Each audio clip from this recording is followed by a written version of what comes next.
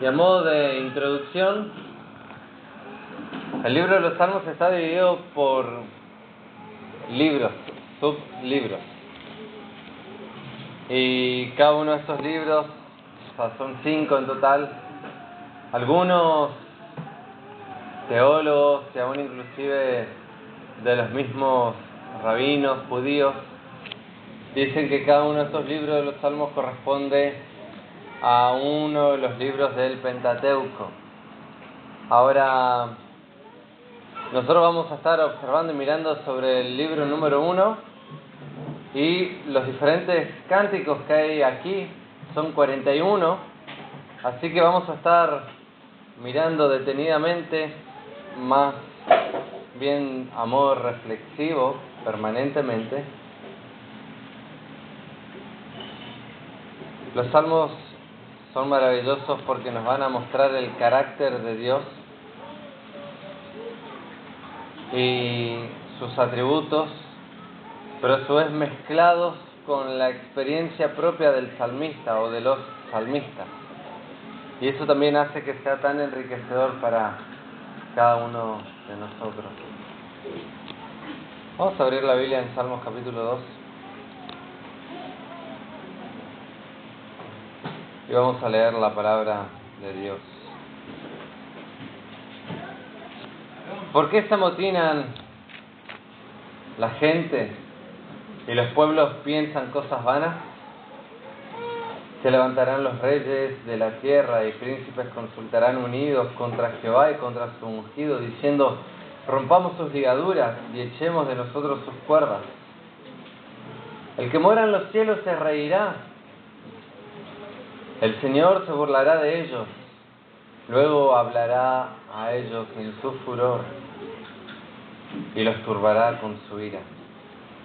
Pero yo he puesto mi rey sobre Sión, mi santo monte. Yo publicaré el decreto. Jehová me ha dicho: mi hijo eres tú, yo te engendré hoy. Pídeme y te daré por herencia a las naciones, y como posesión tuya los confines de la tierra. Los quebrantarás con vara de hierro, y como vasija de alfarero los desmenuzarás. Ahora pues, oh reyes, sed prudentes, admitid amonestación, jueces de la tierra. Servid a Jehová con temor, y alegraos con temblor. Honrad al Hijo para que no se enoje y perezcáis en el camino, pues se inflama de pronto su ira. Bienaventurados todos los que en Él confían. Oramos. Nuestro Señor, Rey soberano, Dios de toda gloria, Rey de reyes y Señor de señores, a quien todo el universo se someterá a ti, un día en tu manifestación gloriosa, en la manifestación de tu Hijo Jesucristo, a quien damos toda la gloria, el honor, la alabanza y la adoración, porque Él es Dios. Queremos en esta noche pedirte que tú abras nuestro entendimiento a la hora de exponer tu palabra, que podamos concentrarnos, que podamos estar atentos, y pedimos la guía de tu Espíritu para que podamos ser iluminados por ti, para comprender tu palabra, abrazar tu palabra, amarla y vivir con esta esperanza permanente en ti. Te lo pedimos en el nombre de Jesucristo. Amén.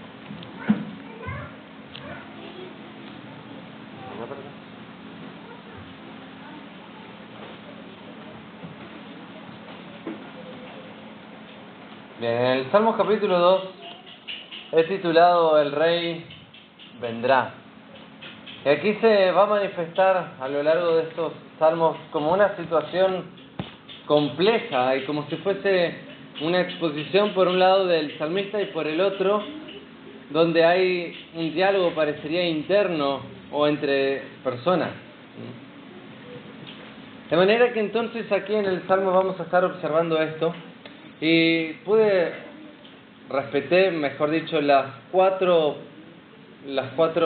divisiones naturales que tiene el texto. En los versículos del 1 al 3, la rebeldía de las personas en contra de Dios y su rey. En segundo lugar, el segundo punto, versículos del 4 al 6, es que Dios se ríe de sus amenazas y de su rebelión. En tercer lugar, versículos del 7 al 9, el decreto y la determinación de Dios. Y en cuarto lugar, versículos del 10 al 12, el llamado a los reyes. En esta primera porción, los versículos del 1 al 3, tenemos que tomarlo como una unidad, y donde justamente el salmista va a comenzar con estas preguntas, diciendo: ¿por qué se amotina la gente y los pueblos piensan cosas vanas? Se levantarán los reyes de la tierra, y los príncipes consultarán unidos contra Jehová y contra su ungido. Y va a haber allí una orden, o mejor dicho, una unanimidad de rebelión. Y dice el texto ahí: rompamos sus ligaduras y echemos de nosotros sus cuerdas. Vemos en esta primera instancia la rebelión. La rebelión es algo que está intrínseca en el corazón humano, en el corazón caído, a consecuencia del pecado. Desde el huerto del Edén, la primera desobediencia ha mostrado rebelión. Antes del huerto del Edén, en el estado perfecto, donde los seres angelicales estaban en el seno o en la misma presencia de Dios, disfrutando de la plenitud de la comunión con Dios, allí se vio el primer ser angelical, Lucifer, que tuvo una actitud de rebelión en contra de Dios, queriendo no solamente sentarse en el lugar de Dios, ser igual a Dios, sino recibir la adoración que le pertenece a Dios.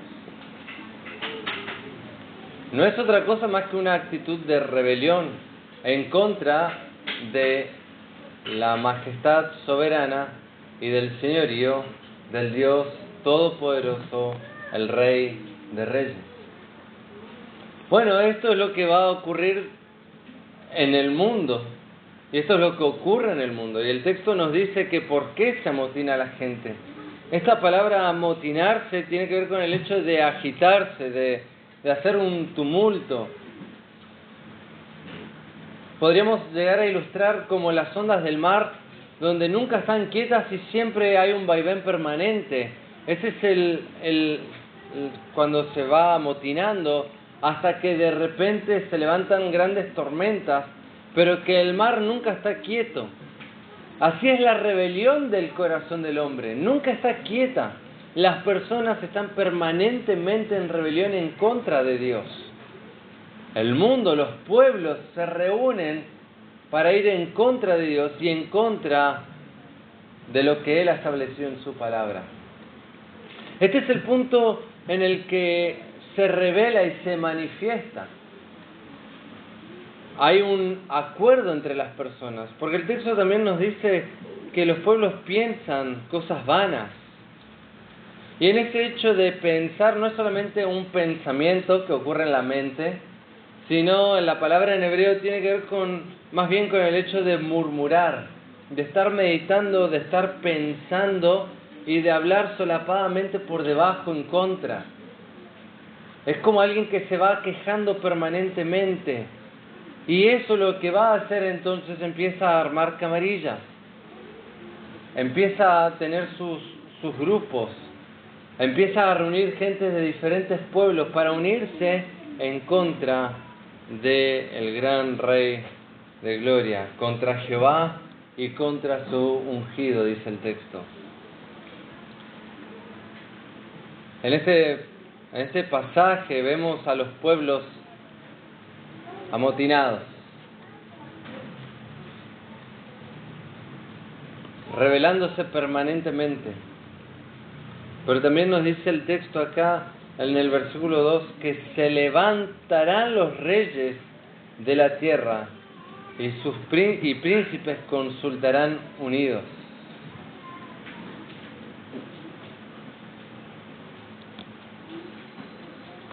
Es decir, las personas se van a reunir y van a consultar cómo hacer guerra contra Dios. Esto es lo que ocurre naturalmente en todos los términos, pero principalmente contra Dios, contra lo que Dios ha establecido en su palabra. ¿Por qué razón? Bueno, porque el hombre tiene un corazón rebelde, el hombre tiende a no querer obedecer a Dios.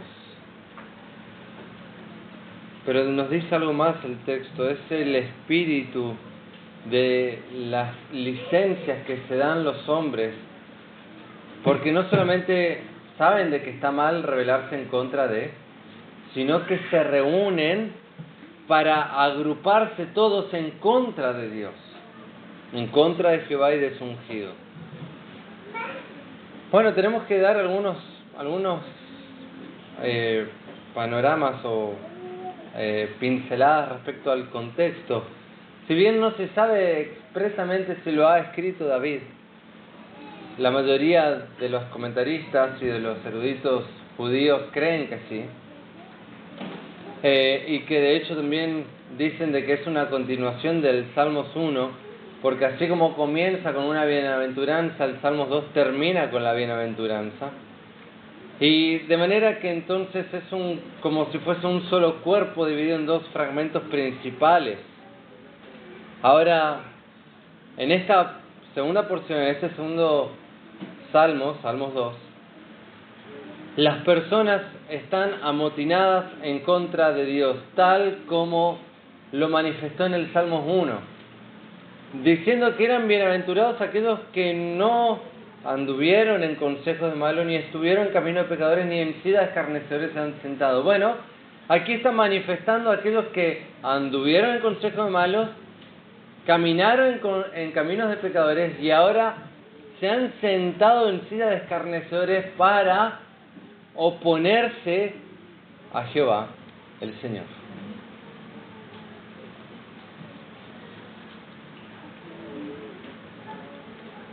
El hombre naturalmente resiste a la autoridad.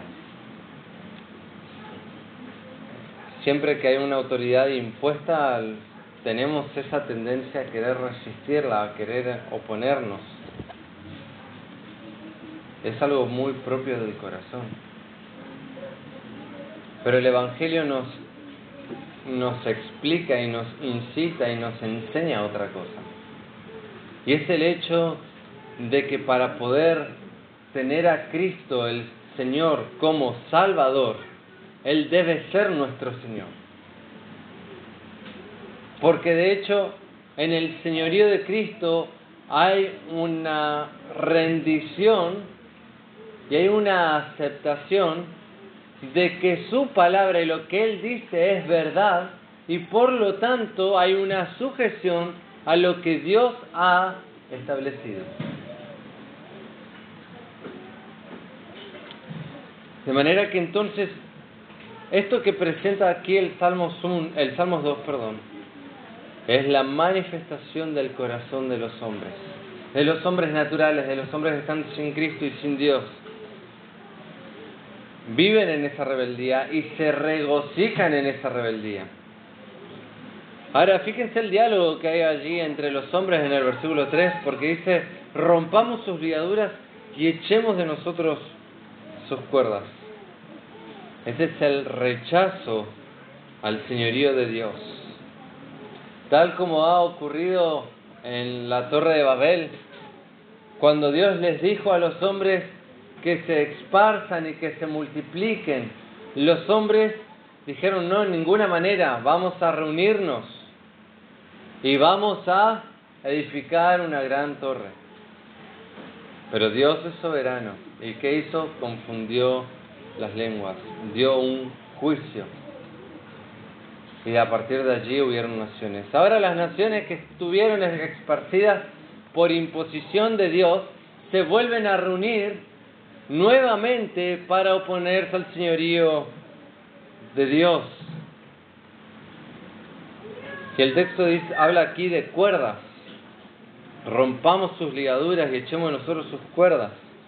Estas cuerdas que se utiliza es lo que normalmente se utilizaba para atar a los bueyes que tiraban para hacer surcos. De manera que ellos se veían subyugados y ellos lo que dicen es: rompamos esto. No queremos estar bajo el yugo de Dios. No queremos estar bajo el señorío de Dios. Queremos hacer nuestro mundo y queremos hacer lo que a nosotros bien nos parece. Sin embargo, fíjense, el segundo punto que vemos aquí es que Dios se ríe de sus amenazas. O dicho de otras palabras, Dios se ríe de la insolencia de los hombres. Imagínense, ¿qué es lo que puede hacer el hombre frente al Dios Todopoderoso? Sin embargo, el hombre cree que puede oponerse a Dios así y todo.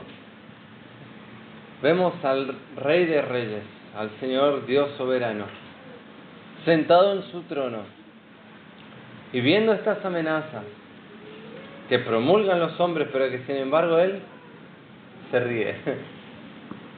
Le es algo vano. Pero esa risa que podríamos expresar, o que expresa aquí el salmista, versículo 4, el que mora en los cielos se reirá. Y fíjense que con la primera expresión nos muestra la soberanía y la superioridad. Nosotros habitamos ¿en dónde? En la tierra. El que mora en los cielos está por encima de nosotros. Dice, se reirá. Esto es lo que se utiliza en la gramática bíblica, el antropoformismo. Es decir, cuando se utilizan términos de las acciones humanas, pero se las aplican a Dios. Y que Dios se ríe. Bueno, hay algunos que toman, hago un paréntesis, ¿no?, que toman esto para decir de que Dios tiene sentido del humor y cosas por el estilo, pensando que Dios es hasta sarcástico. Bueno, Dios no es de esa manera. Dios no está usando una terminología sarcástica. Dios aquí está estableciendo un juicio.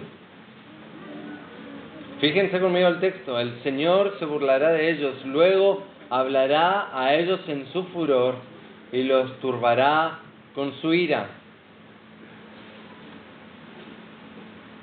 Está manifestando que lo que el hombre está tratando de proponerse haciendo en contra de Dios es simplemente digno de juicio de Dios.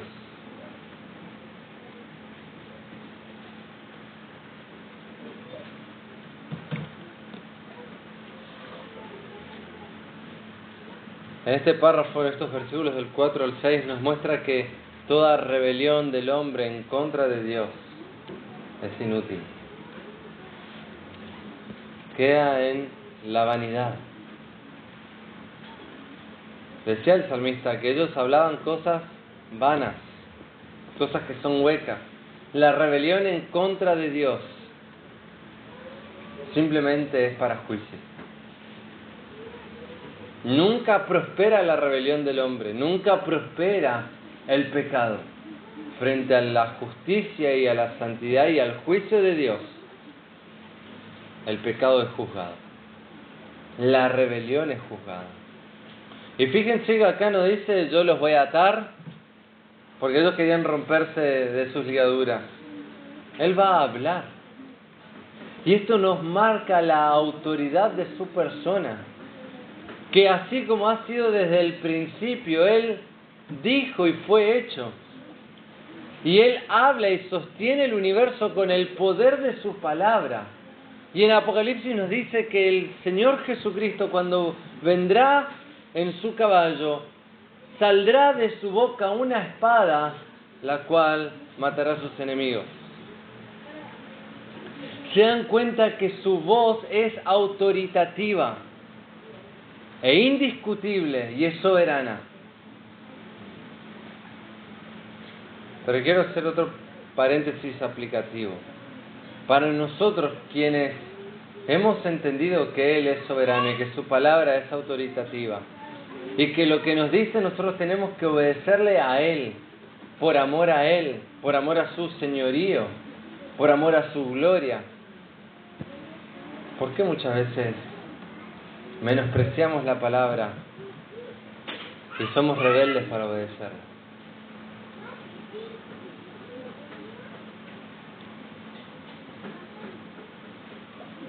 Sabemos, no es el mismo juicio que van a recibir los impíos que el que tiene un hijo de Dios, como bien lo dice en Hebreos. En Hebreos, aquellos que han sido recibidos por Dios por hijo, que Dios los recibió, Dios los adoptó por hijo. Dios disciplina a sus hijos.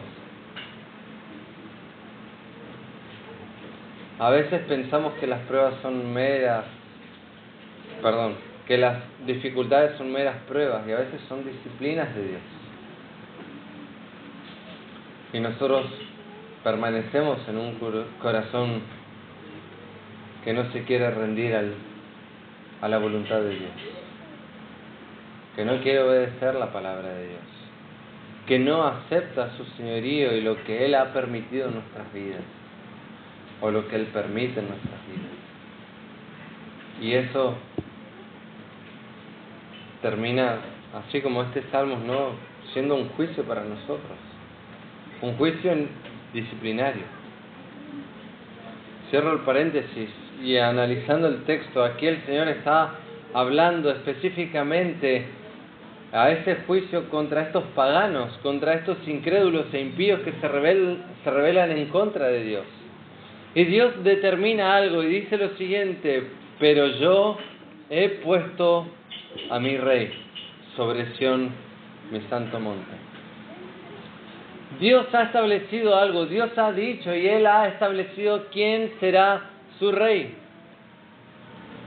Esto por supuesto nos muestra aquella promesa davídica que Dios le había dicho a David en 2 Samuel capítulo 7. Rápidamente vamos a ese texto para tener el panorama un poquito más amplio.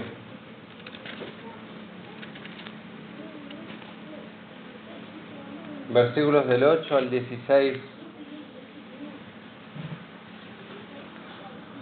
2 Samuel capítulo 7,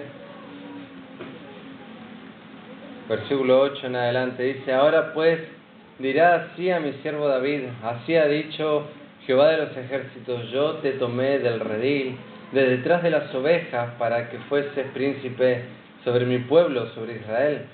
Y he estado contigo en todo cuanto has andado, y delante de ti he destruido a todos tus enemigos, y te he dado nombre grande, como el nombre de los grandes que hay en la tierra. Además, yo fijaré lugar a mi pueblo Israel y lo plantaré para que habite en su lugar y nunca más sea removido, ni los inicuos le aflijan más, como al principio, desde el día en que puse jueces sobre mi pueblo Israel. Y a ti te daré descanso de todos tus enemigos. Asimismo, Jehová te hace saber que Él te hará casa. Y cuando tus días sean cumplidos y duermas con tus padres, yo levantaré después de ti a uno de tu linaje, el cual procederá de tus entrañas, y afirmaré su reino. Y edificará casa a mi nombre, y yo afirmaré para siempre el trono de su reino. Yo le seré a él padre, y él me será a mi hijo. Y si él hiciere mal, yo le castigaré con vara de hombres, y con azotes de hijo de hombre. Pero mi misericordia no se apartará de él como la casa de Saúl, la cual quité de delante de ti. Y será afirmada tu casa y tu reino para siempre delante de tu rostro, y tu trono será estable eternamente. Y allí vemos esa promesa por parte del Señor, no solamente de la descendencia, sino del establecimiento del reino del Hijo de David. Por supuesto que aquí en el Salmos Dios está estableciendo conforme a esta misma promesa a su reino, a su rey. Porque Dios está diciendo esto. Dios está diciendo, pero yo he puesto mi rey sobre Sión, mi santo monte. David no diría tal cosa de sí, ni que sería su monte, ni que sería su santo monte, sino que es de Dios. Ahora, rápidamente entonces, vemos cómo la respuesta de Dios, al decir yo he puesto mi rey, hace callar a los inicuos y a los impíos. Esto es algo tan cierto que el salmista lo ve como algo ya cumplido, algo futuro pero ya determinado y hecho, porque Dios cumple todas sus promesas, de manera que podemos decir de que Dios instalará por medio de Cristo su reino, ya que Él está reinando, pero un día reinará personalmente sobre todas las naciones, desde Jerusalén a todo el universo, y todas las naciones estarán subyugadas, estarán bajo sus pies y bajo su señorío, como lo dice también en Apocalipsis, por 1000 años.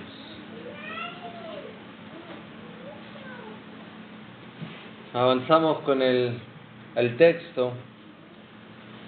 Entonces, el primer punto, la rebeldía de las personas en contra de Dios y su rey. Pero en segundo lugar, de que Dios se ríe de las insolencias de los hombres. En tercer lugar, el decreto y determinación del gobierno divino. Fíjense conmigo los versículos 7 al 9. Y dice, yo publicaré el decreto, Jehová me ha dicho, mi hijo eres tú, yo te engendré hoy. Pídeme y te daré por herencia a las naciones, y como posesión tuya los confines de la tierra. Los quebrantarás con vara de hierro, como vasija de alfarero, los desmenuzarás. Allí vemos entonces esta gran promesa por parte de Dios, en que Dios ha establecido a su Hijo por Rey soberano de todas las naciones. Este es el gran Mesías, el gran Señor, el prometido de Israel. De hecho,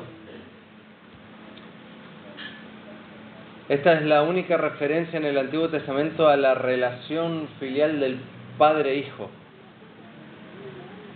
En el Antiguo Testamento es la única cita bíblica de esta relación filial, dentro de lo que podríamos llamar la doctrina que después en el Nuevo Testamento se desarrolla como la Trinidad. Es una relación decretada en la eternidad, antes de la fundación del mundo, y demostrada principalmente en la encarnación del Señor Jesucristo a lo largo del Nuevo Testamento. De manera que entonces este texto afirma este mismo principio trinitario, en el cual Dios ha establecido el orden y la relación filial entre las personas de la Trinidad. Ahora, quiero entonces que veamos rápidamente acá el decreto de parte de Dios. Dice, yo publicaré el decreto, Jehová me ha dicho, mi hijo eres tú, yo te he engendrado hoy. Esto podría ser una alusión al texto que hemos leído recién en 2 Samuel, de David primeramente, tomándolo en primera persona, pero viéndolo también desde un plano profético, como el Salmo tiene esa perspectiva profética desde el principio hasta el fin. Vemos como ese diálogo trinitario o ese diálogo de la deidad, y estableciendo y poniendo decretos. Los decretos son aquellas cosas en las cuales Dios se establece y determina de antemano y por sí mismo hacerla. No depende de ningún factor humano, depende simplemente de su buena voluntad. Ese es el decreto de Dios, en lo cual Dios ya ha establecido antes de la fundación del mundo. Y esto es otro aspecto de los decretos. No es que van saliendo nuevos decretos a medida que va surgiendo el tiempo humano, no. Es algo en lo cual Dios ya se propuso antes de la fundación del mundo. Y Dios, dice acá el texto, que Él publicará su decreto. Esto es como un gran rey en el cual va a establecer algo que ya se había prefijado o ya lo había pensado de antemano. Pero ahora se va a comunicar, se va a publicar, para que todas las naciones sepan a quién Dios ha elegido para que sea su ungido y su rey. Ni más ni menos es a la persona del Señor Jesucristo. De hecho, en el bautismo del Señor Jesús, allí se manifiesta esa voz desde el cielo: este es mi Hijo amado en quien tengo complacencia. En la transfiguración también, más o menos algo similar. El Padre dando su complacencia y su contentamiento en el Hijo, la aprobación del señorío y del reinado. Ahora entonces, allí en ese diálogo Dios dice: pídeme y te daré por herencia a las naciones y como posesión tuya los confines de la tierra. Y esto, en este diálogo, es como diciendo: puedes pedir lo que quieras, porque todo va a ser tuyo, porque son de una misma alma o de un mismo sentir. El Padre y el Hijo tienen un mismo propósito. Esta es la promesa del dominio universal, donde toda la tierra se someterá a la autoridad del Señor Jesucristo.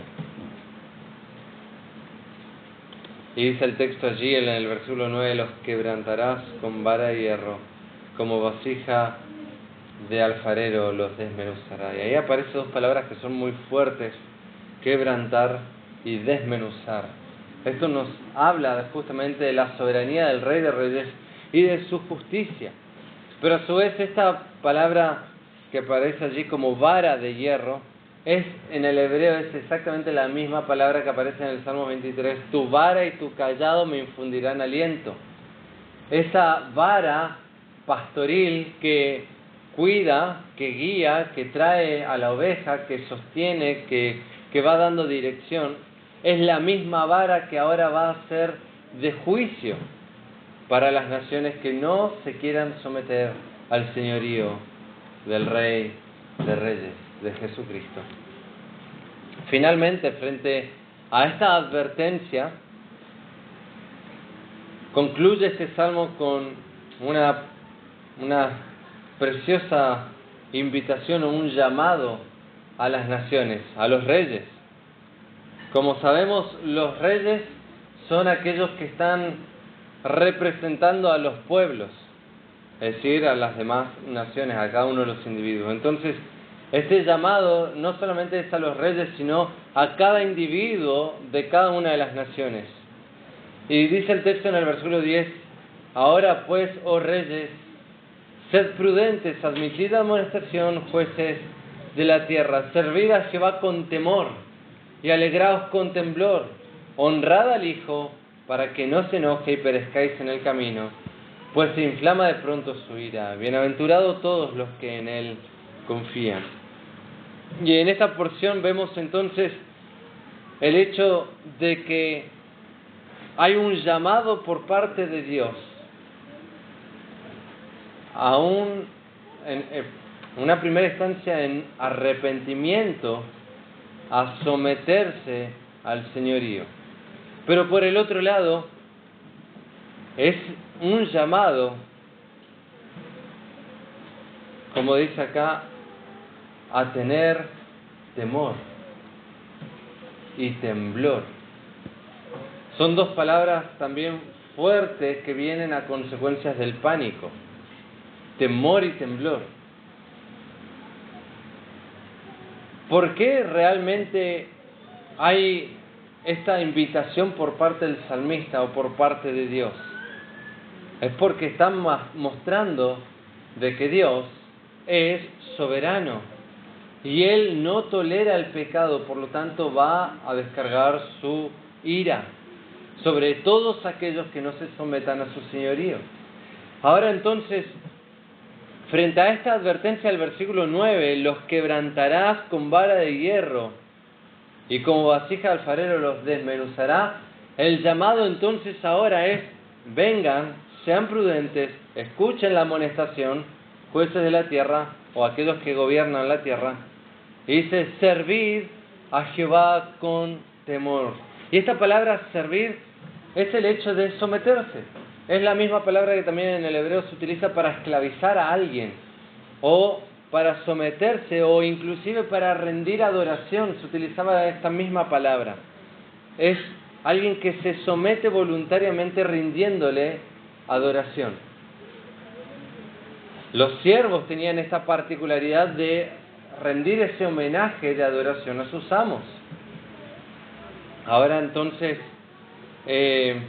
cuando aparece que el pueblo de Israel estaba en Egipto esclavizado, justamente ellos debían esa adoración, por así decirlo, a su rey Faraón. Por eso le tenían que servir.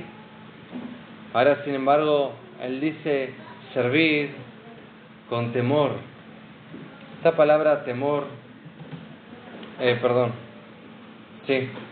servir a Jehová con temor es la reverencia frente a la advertencia del espanto, porque va a haber severidad. Ahora, Dios no quiere que haga un servicio solamente por temor. Dice el texto acá: y alegraos con temblor. Ese alegraos es el alegrarse, o literalmente es girar hacia alrededor, como alguien que está dando una expresión de gozo, de júbilo, ¿sí? Como una expresión de éxtasis. Esa es la idea. Pero sin embargo dice acá con temblor.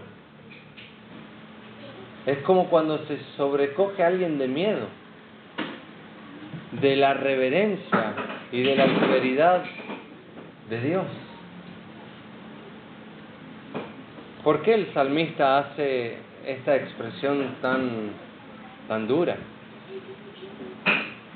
Bueno, porque en los primeros versículos, como hemos visto, son las naciones que están en rebelión en contra de Dios, y Dios las está llamando a que se vuelvan a Él y se sometan a Él. Si no es por amor, va a ser con ira. Si no es por amor y que voluntariamente se someten al señorío de Cristo, la justicia de Dios y el plan de Dios se va a cumplir, porque Él es soberano y conforme a lo que Él ha decretado se cumplirá. Ahora, esto es algo que trae alegría a los creyentes. El pueblo de Israel se regocijaba mediante este salmo porque sabía que las naciones no se podrán sostener delante del gran Rey de Gloria. Caerán, se desmenuzarán, serán como polvo, porque Él es el Señor soberano. Ahora dice el texto en el versículo 12: honrad al Hijo para que no se enoje. Esta palabra honrad al Hijo es la misma expresión de besar la mano de aquel que es el Rey. Se utiliza a lo largo de las Escrituras esta expresión. ¿Se acuerdan cuando Elías estaba huyendo de Jezabel y él se queja contra Dios diciendo: solo yo he quedado? Y Dios le dice: no, han quedado, yo me he guardado 7,000 hombres que no han doblado sus rodillas, o que no han, es la misma palabra que utiliza, no han honrado, no han besado la mano de Acab, del rey, no han doblado sus rodillas delante de Baal. Honrad al Hijo. Póstrense voluntariamente delante de Él. ¿Por qué? Hay otra advertencia, y para que no se enoje y perezcáis en el camino. ¿Se dan cuenta por qué hay que servir a Jehová con temor y alegrarse con temblor? Y el alegrarse, podríamos hablar de paso, es el hecho del contentamiento que lo que Dios provee, promueve, propone, siempre, y escucha esto, siempre es lo mejor para nuestras vidas, aunque se escape de nuestro entendimiento, porque Él está en los cielos y nosotros aquí en la tierra. Siempre es lo mejor. Y por eso es que debemos servir y alegrarnos con temor y temblor. ¿Qué podríamos hacer en contra de Él? Todo lo que podríamos hacer en contra de Él va a ser para juicio. Por eso, rindámonos, sometámonos a Él, besemos sus manos, besemos sus pies, porque Él es el gran Rey de Gloria. Se dice el texto y termina con estas palabras: bienaventurados todos los que en Él confían. La rebelión no es otra cosa más que falta de confianza en la palabra y en el Dios de la palabra. De manera que bienaventurados son aquellos que guardan su palabra y meditan en ella de día y de noche. Lo decía el Salmos 1. ¿Ven cómo hay una conexión aquí? Y donde el salmista termina con esta misma expresión de bienaventurados, porque el confiar en Él es someterse a Él y es guardar su palabra. Honrémosle a nuestro Señor. Padre, gracias por tu palabra, gracias por este precioso salmo. Cuán severa es tu majestad. El pueblo de Israel, frente a los relámpagos y a los truenos de tu voz, estaban espantados.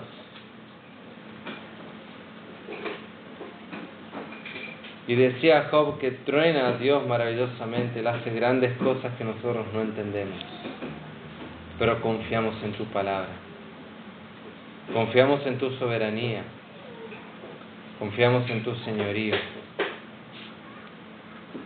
Nos regocijamos en ti, nos alegramos en ti y queremos servirte, rindiéndote nuestras vidas voluntariamente por amor a ti.